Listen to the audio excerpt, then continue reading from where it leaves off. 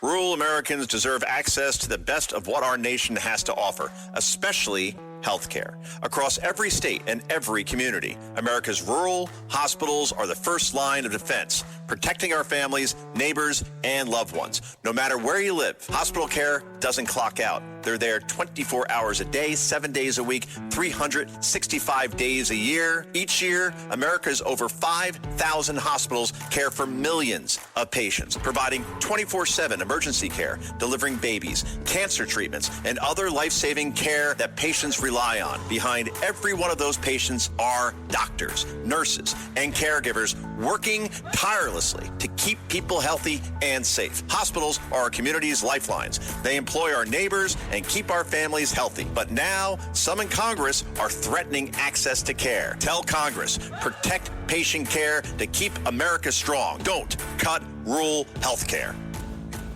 Feisty, fearless, and fair. She's an Emmy-winning journalist from the White House to war zones, telling all sides of the story. This is the Rita Cosby Show. Lovely Rita, meet a maid, nothing can come between us. When it gets dark, I tow your heart away. Breaking news. And tonight on the Rita Cosby Show, more targets in Iran are being pounded tonight.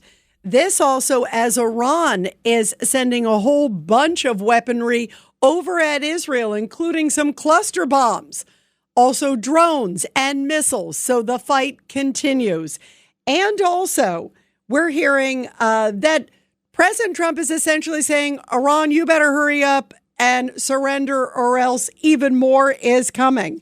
They're saying that a powerful U.S. bomber that carries, get this, 24 missiles has arrived at a UK airbase, and President Trump is warning to Iran that, quote, the big one could be imminent.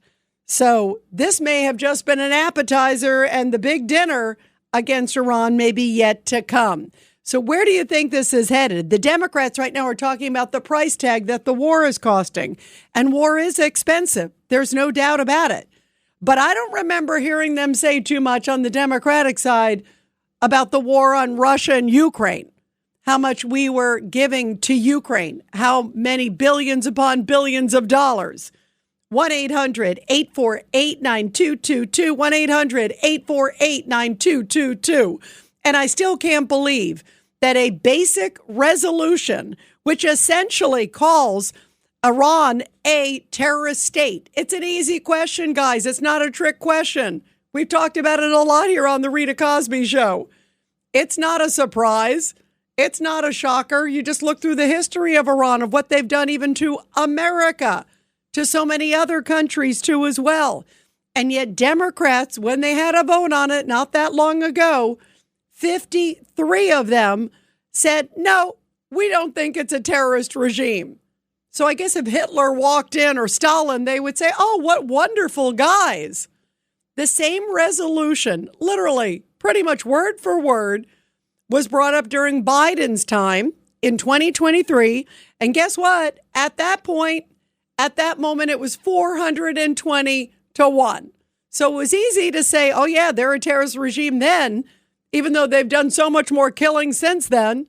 But now it's a trick question. That says it all, guys. 1-800-848-9222, 1-800-848-9222. And you are listening to the Rita Cosby Show, guys, on another very busy Friday night. And also, Tim Walz, who was, I guess, the expert on scandal these days, right? He was asked, what do you think about Kristi Noem being replaced by Mark Wayne Mullen for the Department of Homeland Security? Of course, the big shakeup in the administration. Kristi Noem is going to be part of some roundtable discussion tomorrow with Latin American executives and also with President Trump.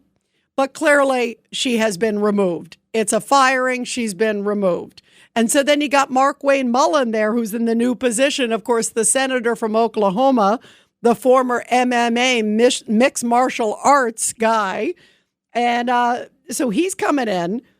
And Governor Tim Walz, who knew nothing, Sergeant Schultz, remember when he was at the hearing earlier this week and was being grilled by members of Congress about the $9 billion scandal there that's taking place fraud-wise, much of it with the Somali community in his state.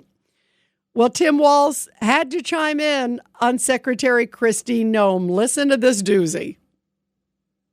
Everything you have been through, everything you have lived through, and the people of your state have lived through. So Kristi Noem is obviously on her way out.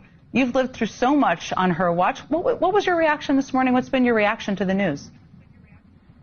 Well, good to be with you, Jen. Good news has been kind of scarce since Kristi Noem and Donald Trump's folks showed up in December. And so glad she's gone, but I think you understand it and everybody else does. It's the people who are putting them in place, a rogues gallery of incompetent, cruel cabinet secretaries, and this one was particularly loathsome. But what I think we need to make clear is the damage that she's done here and continues to do. I remind your viewers that there's still 650 of these folks here.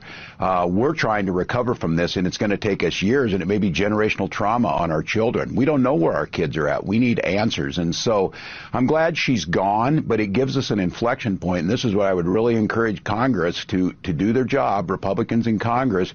And as you're talking about, whether it's Senator Mullen, whoever it is, put the guardrails on right now. We need to be part of the investigations into Renee and Alex's death. We need to know where our children are at. We need them to quit taking Minnesota's money. So, I do think it's okay to celebrate at times. And former Secretary Noem and I go way back. And the trouble started long before this when she chose not to address COVID and spread COVID throughout the upper Midwest, killing people across the area. And this incompetency then to be picked. I think it's really interesting what you said was she wasn't fired for killing Alex or Renee or being in charge of that. She wasn't fired for taking children. She wasn't fired for dragging American citizens out of their home with no shoes in underwear when it's 20 below zero. They only make changes when it becomes politically problematic for them, because they're not going to change what they want to do. They still want these mass deportations. Stephen Miller is still there whispering in the president's ear, and they still believe they don't need warrants. They still believe they don't need to give us accountability for murdered Minnesotans. And so I think this is an inflection point that Kristi Noem was incompetent. She was cruel. She was terrible. But the institution at DHS and what was carried out and what the White House is saying, that's what needs to be addressed. As you noted, and I think it's so important.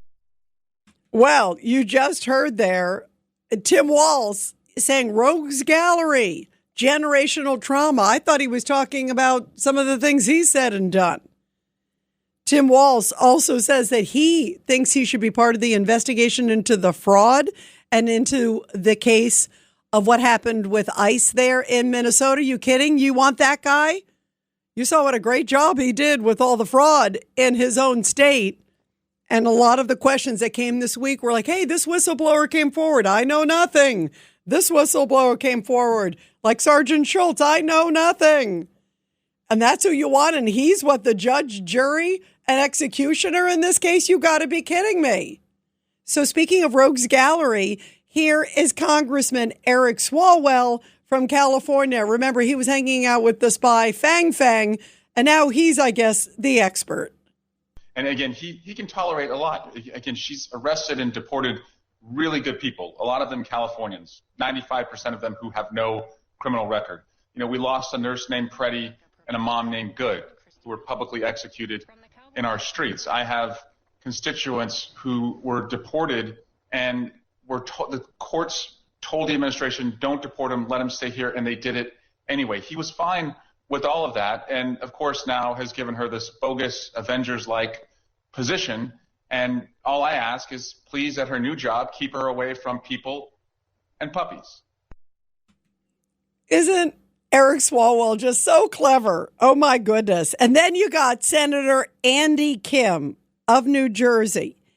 And listen to this. He's saying, okay, it's good that Noem is out, but he's saying we really need to get higher. We need to get Stephen Miller, that there's a lot more problems. Like now he thinks they're on a roll and we got to get a lot more people because he's the master behind the policies. And I'm sure he's going to call for President Trump any day now, too. So take a listen to this. But I want to ask you about Iran in a moment, but on Kristi Noem being fired, do you believe the president made the right call here?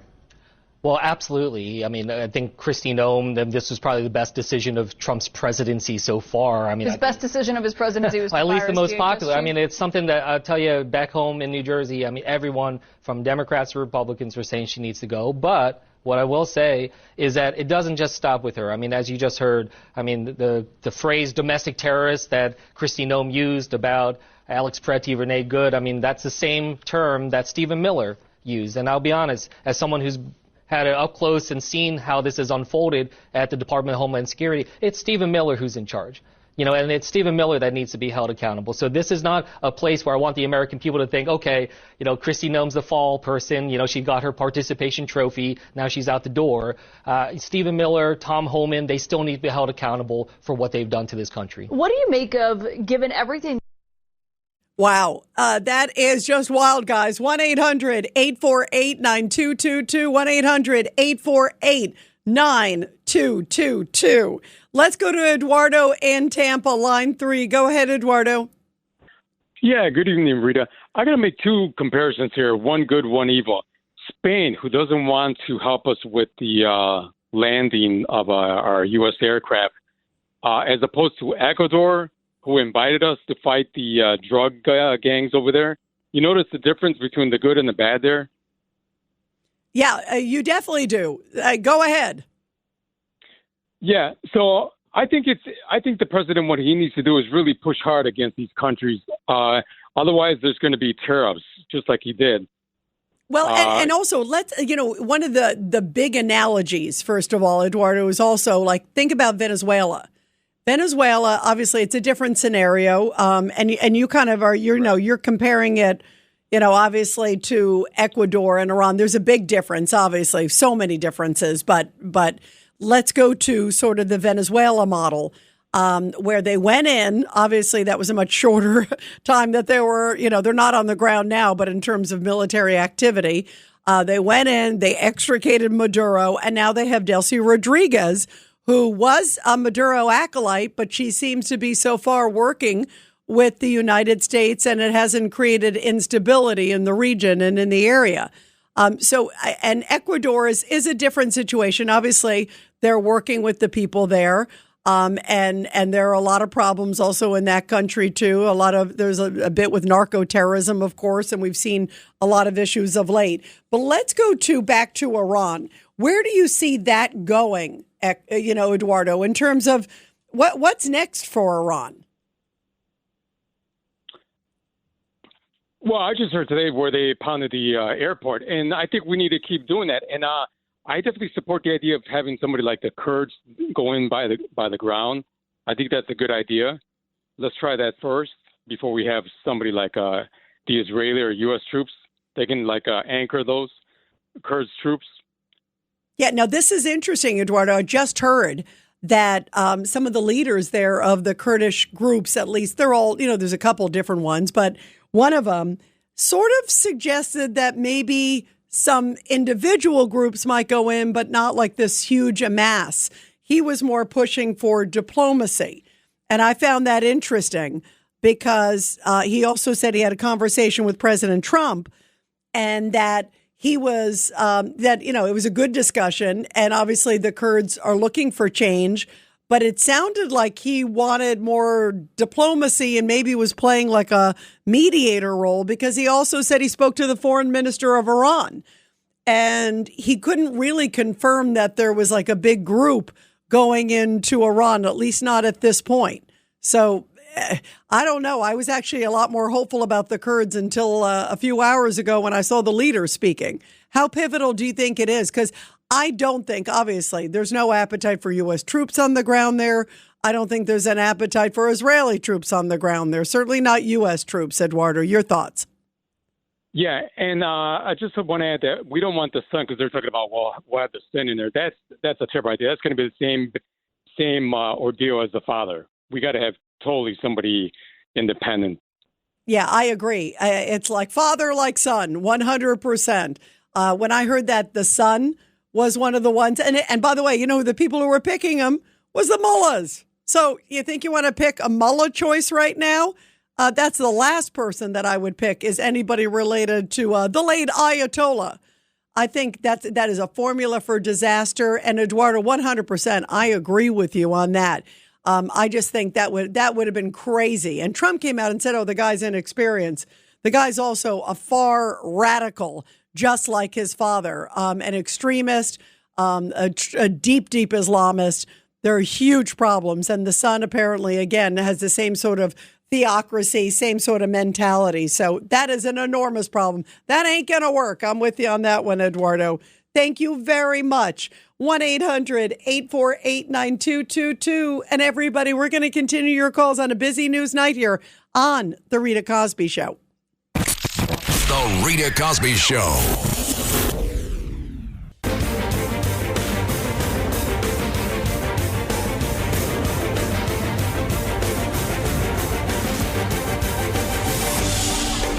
It's the Rita Cosby Show.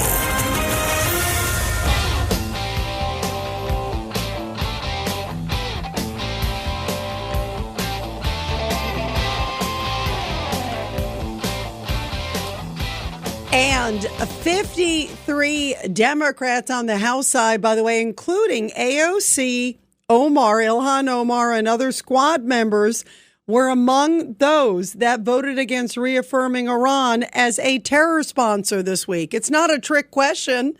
Are they a terrorist state? Are they the head of the snake? Very easy. Yes, yes, and yes.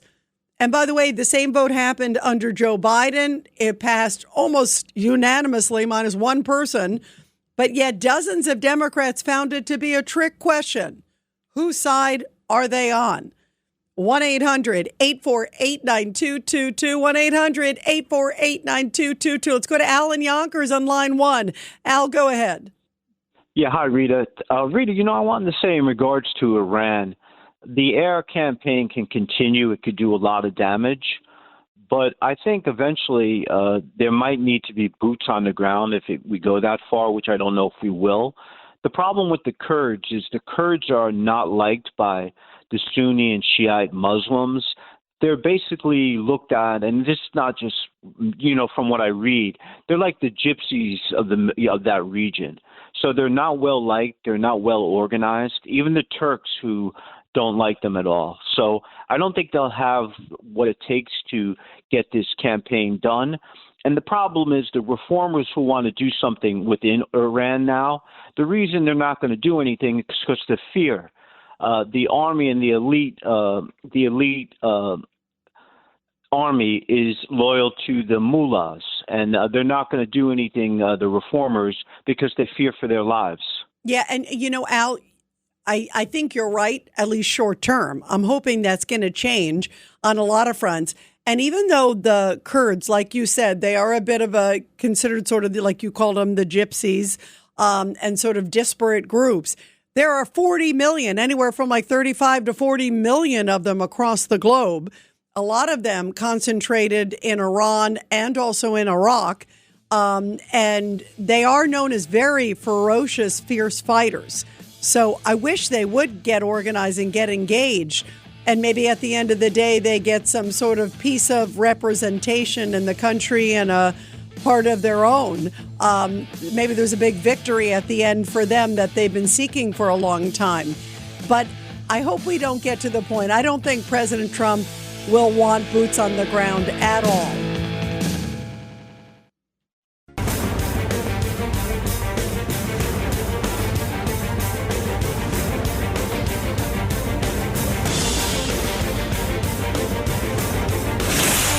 Rita Cosby is on.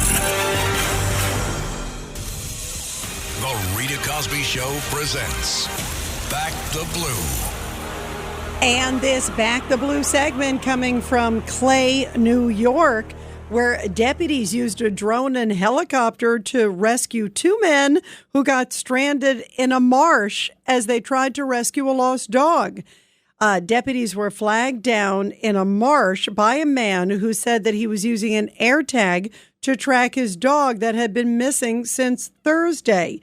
Well, the tracking device indicated that his dog was out in the icy marsh somewhere. So the sheriff's deputies then used a drone to track the dog down and found that the dog was stuck in the water and ice. And it turns out that 2 men who had tried to locate and rescue the dog had gotten stranded out in the marsh at the time when the temperature conditions hovered around 30 degrees. Very, very cold. Well, body cam footage released by the sheriff's office showed the deputies trying to walk through the marsh. As they did, they broke through the snow and ice at times. Moreover, a deputy drone operator who was monitoring the rescue mission warned of the location of the marsh and then directed the men and the dog, who were clearly stuck in waist-high marsh conditions. The deputy told the pilot they're unable to make it back to us without going in the water again. So the helicopter started hovering above the marsh. It was able to pick up the men, at which point the helicopter crew radioed in to the deputies on the ground, "Be patient. We got them loaded up. We got them." The dog wouldn't come near the gusting winds of the helicopter. Yet another chopper was able to herd the skittish dog towards other deputies, whereupon the deputies were able to capture the dog and carry her out. Luckily, all were taken to a hospital and had cold exposure injuries, but are lucky to be alive, and glad that the 2 people and their furry friend all made it out okay. Thanks to our great men and women in blue. Well, we were talking about the fact, guys, here on the Rita Cosby Show, that there were 53 Democrats, 53 Democrats, who voted against calling Iran a terrorist state. Again, it's not a trick question. It's not a tough question. It's actually a very, very easy question. But for some reason, these Democrats, and it includes AOC and a whole bunch of others, for some reason, they really had a tough time of it. They didn't want to vote and say that Iran is a terrorist state. That, to me, is a very, very sad situation and a really pathetic situation. It speaks volumes of the politics that we are dealing with at this time. Well, earlier today, we spoke on Katz and Cosby with Laura Trump and got her take on the craziness that is the Democratic Party. Take a listen to what she told us. Yeah, well, this is when you know, Rita, that their Trump derangement syndrome has reached fever pitch, and they're just a full lost cause. Whenever you are seeming to side with terrorists, which is, I guess, what the Democrats are doing at this point, all because President Trump and his allies in Congress are suggesting the very obvious that Iran is the number 1 state sponsor of terror anywhere in the world. We know all the proxies across the Middle East, how they spread out, how they infiltrate so much. Whenever you can't even say that, you really have reached an all-time low. But this is nothing new. I mean, look, when Khamenei was killed, you know, you had headlines that really kind of softened what kind of a guy he was. No different than when al-Baghdadi was killed in 2020, thanks to President Trump. They called him an austere religious scholar. This guy was an ISIS leader who was responsible for countless tortures, countless rapes, countless deaths in the most grotesque kind of way of people around the world. Absolutely disgusting that they would come out and call him an austere religious scholar and not call it for what it is. But this is the new Democrat Party, and pay attention, America, because these are the people who want you to put them back in those seats come November of this year. These are the people who think in 2028 that they should get the office of the President of the United States. It is disgraceful that they cannot come out and state the obvious and call a terrorist out when they see it and identify Iran as the number 1 state sponsor of terror around the world.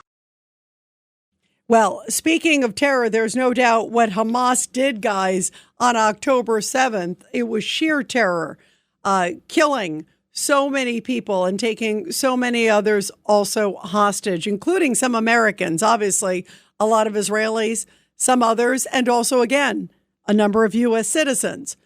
Well, it has just come out recently that the First Lady of New York City, Zohran Mamdani's wife, Rama Dawaji, a Syrian-American artist, she actually liked a couple posts that were online where essentially they were cheering on what happened on October 7th, saying that it was part of sort of the resistance reaction, that it was sort of a justified resistance reaction, that Hamas did on October 7th, 2023. I mean, to me, this is incredible. One of them talking about resisting apartheid since 1948, building the walls of apartheid and military occupation, talking about, essentially, if you will, that Israel deserved it. That's the sense, that this was all just part of a mastermind of resistance, praising, in other words, the October 7th attacks, which is absolutely disgusting. And so Zohran Mamdani, the mayor of New York, was asked about it today, about his wife liking these social media posts. And he had every opportunity to denounce that. He had every opportunity to say, she can do what she wants, but I definitely don't agree with that. I think it's horrible and deplorable. That's terrible. I would never praise, what happened on October 7th. But he didn't do that. Listen to his answer. Take a listen. This is what he said just a little bit ago. Thank you. Good morning, Mr. Mayor. You should have a chance, I think, to respond to this. It's an off-topic question. I'd like to know what your reaction was to the article in the Jewish Insider that was posted about your wife's social media activity. And what I'm wondering is, you're an elected official. She is not. Is it anybody's business, and is it fair to question you about it? My wife is the love of my life, and she's also a private person who has held no formal position on my campaign or in my city hall. I, however, was elected to represent all 8.5 million people in this city, and I believe that it's my responsibility, because of that role, to answer any questions about my thoughts and my policies and my decisions. In other words, I'm only going to talk about myself, and I'm not even going to condemn what she was liking. I mean, he didn't say he found it distasteful. He didn't like it. It's definitely different than how he feels. No. He just said, that's what my wife did. Can we move on? Like, no big deal. And here is Laura Trump talking about all of this and Mayor Mamdani and his wife. Take a listen. Yeah, well, we know that whenever you marry someone, you understand who they are, and pretty standard to identify with their beliefs and believe what they do. That's just how it is, and everybody knows that. She here is seeming to celebrate what we saw happen on October 7th. And let me remind everyone, this is innocent women, children, elderly people slaughtered, raped, set on fire, kidnapped. And she thought it was acceptable in some way to go on and say, you know what, I'm going to go on social media and support these kind of actions, all because these individuals happened to be Jewish. This is not about being pro or anti-Israel. This is about being absolutely ghoulish, thinking that it is acceptable to cheer on acts of terrorism, which is exactly what that was. There are no two ways about it on October 7th. And it's a pretty weak statement, I'll say, from the mayor of New York City. We should expect better of our leaders around this country. But when you look at his actions in the past, when you look at the way anti-Semitism has seemed to kind of bubble up, and he hasn't really done much to distance himself from it, I guess maybe we shouldn't be surprised by this. But it's no wonder that Jewish New Yorkers have been absolutely petrified of this guy. If you can't come out and strongly condemn what happened on October 7th in Israel, then, it seems like you are siding with terrorists, which, as we just talked about, seems to be the new face of the Democrat Party. Yeah, he absolutely, at minimum, should have condemned it. At minimum. First of all, it's despicable that his wife would like and say that's a nice thing. What a wonderful comment. And second of all, what about also the fact he represents the largest Jewish population outside of Israel in New York City? It's disgusting. It really is disgusting. And it's really just horrifying to me and disappointing that the mayor of New York City, his wife, is liking essentially how wonderful it must have been for the October 7th attacks against Israel. That is just, it's shocking. Absolutely shocking. But I guess not so much, because here's Zohran Mamdani 3 months before the October 7th massacre saying this. So who is ready to end the exception? I want to hear you say, not on our time! Not on our time! And then he's also friends with this YouTuber, remember Hassan Piker, who said this. America deserved 9/11, dude. I'm saying it. Like, we totally brought it on ourselves, dude. Holy we did. We did. America deserved 9/11. A good friend of Zoran Mondani. And remember, he's going to be mayor on the 25th anniversary of 9/11 this year. That's going to be one for the record books. Wow. 1-800-848-9222. 1-800-848-9222. Let's go to Mike on the Lower East Side on line 5. Go ahead, Mike. Your thoughts tonight. I don't really. God bless America and God bless our troops. Absolutely. Yeah. Thank you, Rita. But yeah, the best way that we can ensure the freedom of the Iranian people is to train they got millions of young guys and young women. Train these people. It would only take 3-4 months. Get them ready, okay? Because we bring in this courage. Tomorrow, Netanyahu might not be there. Neither will Trump. Who's gonna control 40 million rogue, bloodthirsty killers? You know, Iran's going to go right back into where they were. The best way to ensure their freedom and their safety for the Jews, for the Christians, and for the Iranians is to train all their young people how to fight, get them ready, battle ready with small arms. You don't need, and we can also back them up with air cover, but mainly train them with rifles, and they'll know what to do. Believe me, they're going to be fighting for their homeland, and that's the best way. We got to start now, Rita. Well, but the issue is, Michael, I mean, even short term, Mike, where are you going to train them? They're in Iran, so you can't somehow put them on a boat and then train them somewhere, and that boat is gonna be like target number one.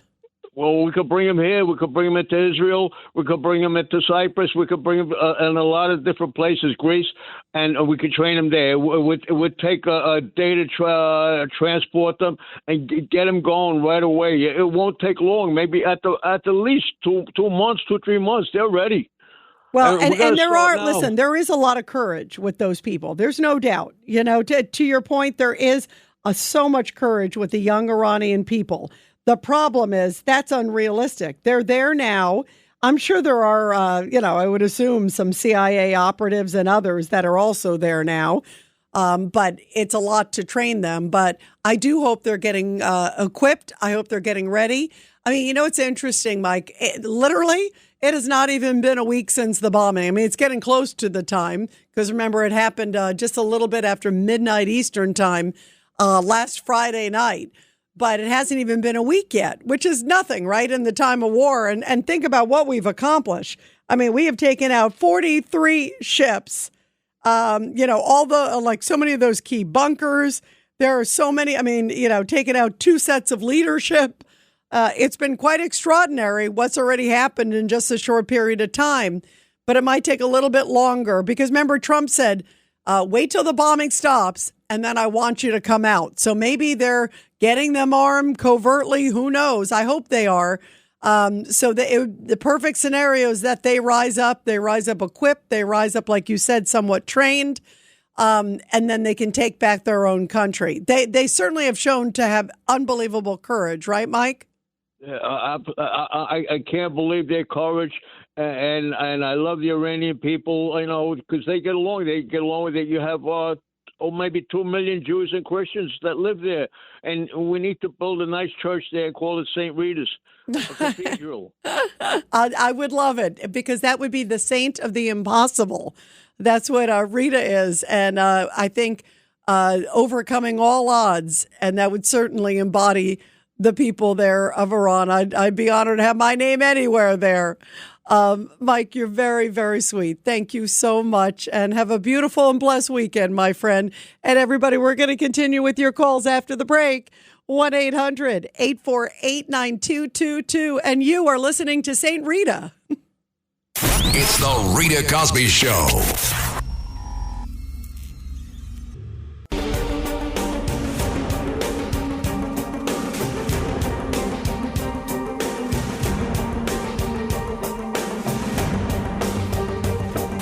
This This is the Rita Cosby Show.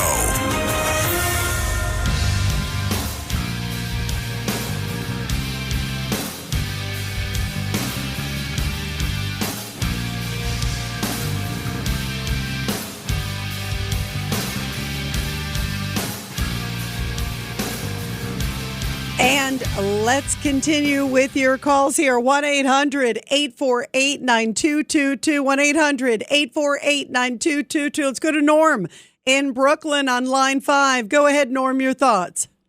Yeah, hi, Rita. Kristi Noem.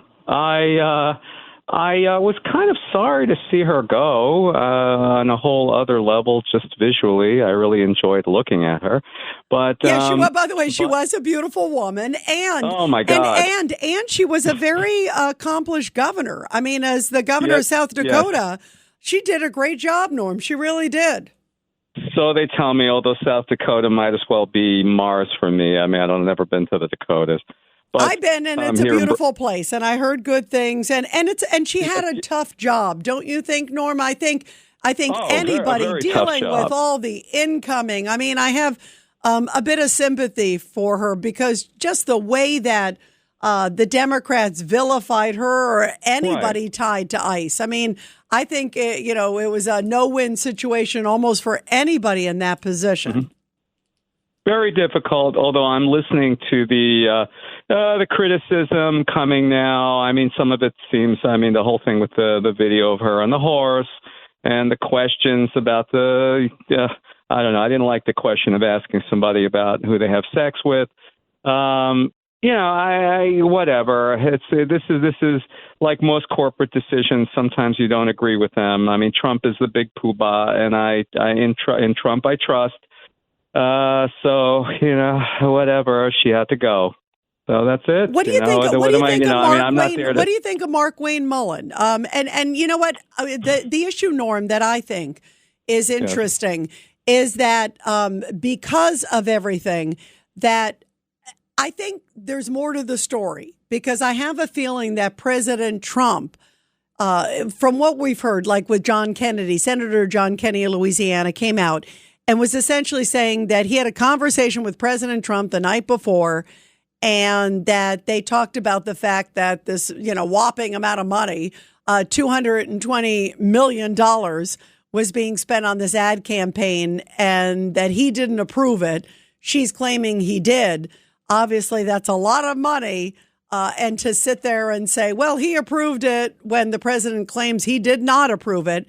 So you could understand that he was apparently extremely angry about that, and also didn't like all the sexual stuff either. All the, allegations of the affair, and the way she answered it was not very good. I remember watching it when it happened, and I thought, that's how she's answering it? That's not a good thing. So I do think that there were a whole series of particular problems with her answers.